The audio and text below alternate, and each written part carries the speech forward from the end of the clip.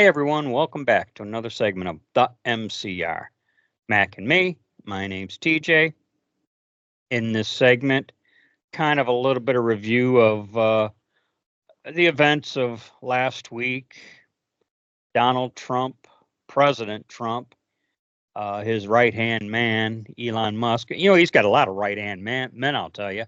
But one of his right hand men, Elon Musk, I tell you what, you talk about a 1-2 punch, and yeah, I'm mentioning Donald Trump and Elon Musk, but also Secretary of State Rubio, he's got their back. Vice President J.D. Vance, he's got their back.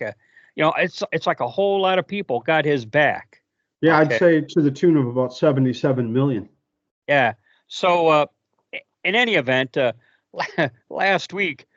Elon with his Doge is still cleaning up the whole financial mess, okay?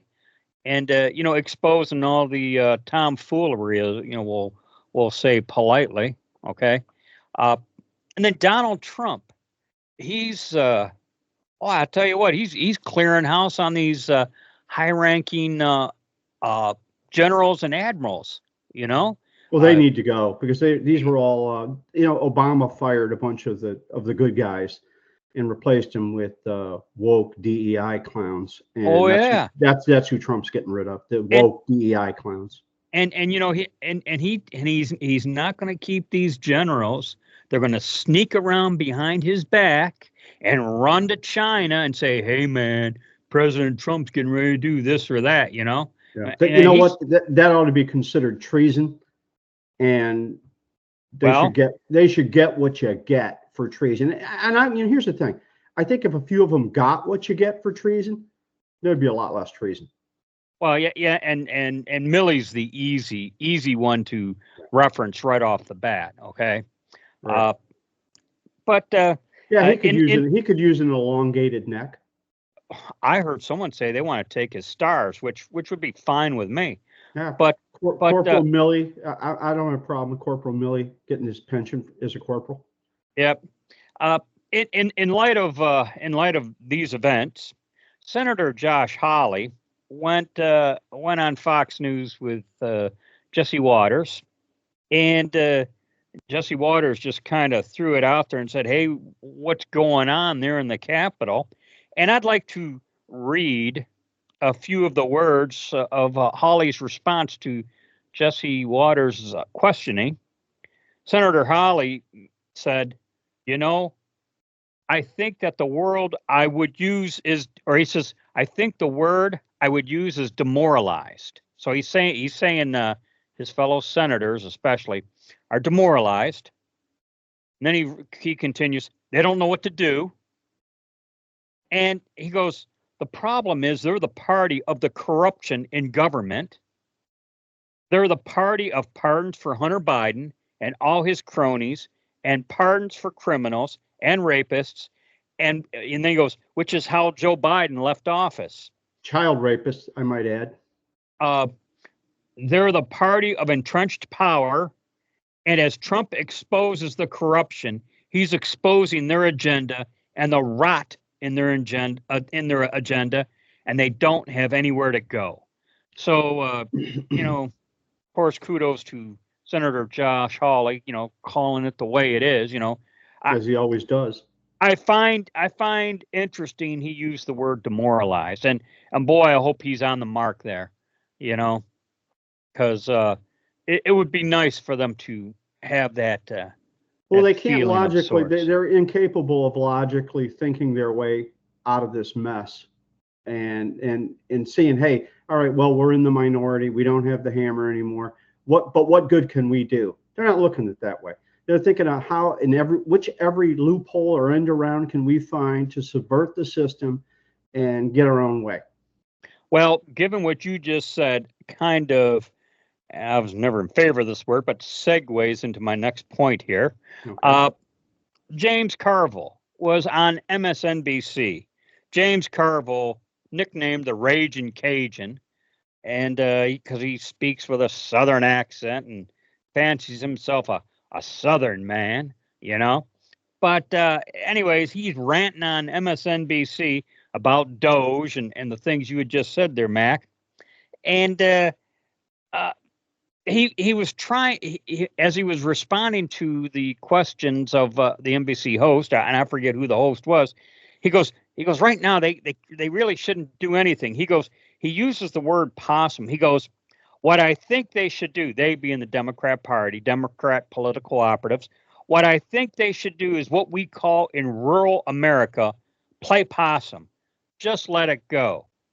And then he says this, and I want everyone to listen very carefully, and I hope I get this right. Listen very carefully. Don't get in the way of it. Or as we like to say, don't just stand there, do nothing. Don't just stand there, do nothing. Well, I think James Carville can say this comfortably because he's probably not going to be among those who could go to prison. Well, I believe what he was trying to make the point of, right now the American public, the electorate, favor what Trump's doing, and the more the Democrats fight it, the more popular Trump seems to get. Well, it's not. It's not a matter of them being against Trump. They're against us. They're against exactly. you, Joe Q. Public.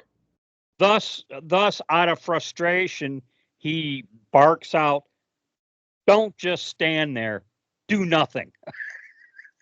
I got to tell you, that's the first time I've ever heard it said that way. You know, and and that is so typical of the raging Cajun.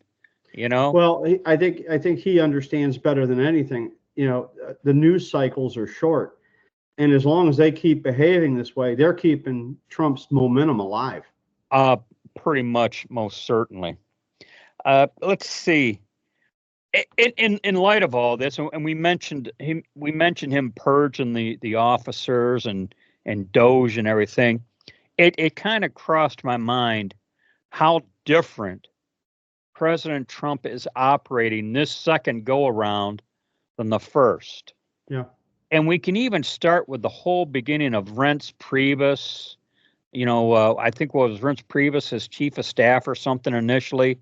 And then he brought in Pompeo and he had Nikki Haley. A bunch of bushies, I call them. Yeah. And what happened was the false accusations of Russia and interference and him being a Putin lackey, and these swamp Republicans did nothing to watch his back. Nothing. Well, his own Attorney General Jeff Sessions played possum. He was from Georgia, so maybe he stood there and did nothing. maybe Mr. Carville was correct in that regard. But so you look at what Trump did in the first go around and what he's doing in this go around, and it's like night and day. I mean, it's easy, hey, we all learn from experience, and Trump. Well, some of us. Yeah, but Trump, he's. They say, oh, he's only bringing in people who he wants loyal to him. Well, of course, you know what? Well, after what happened the first go around with the first impeachment and that whole nonsense, you better believe I'm going to want someone loyal to me. It was a modern day version of what happened to Julius Caesar. Yeah, minus the blood and gore. But well, hey, they tried that too. Well, yeah.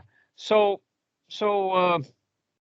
Trump is full speed ahead with his loyalists, with the ones who got his back. And in saying all this, I guess I was a little bit surprised at his choosing of Marco Rubio for Secretary of State. And I got to tell you, it's so far I've been, at least in the least moderately impressed. I mean, Marco Rubio's going over there and he's preaching the word, He's a serious guy. Yeah. And so anyways, that's all I really have. Any final thoughts or comments, Mac? This is all I got on this topic here. No, I just hope the Democrats keep acting like they're acting, and we'll keep the momentum going. And when 2026 gets here, they're going to get wiped out. Yeah, hopefully they don't just stand there and do a whole lot of stuff. That'll work to our advantage. Okay. Right. So, anyways, that's all I got for this segment. Thanks everyone for your support. We'll catch you in the next segment.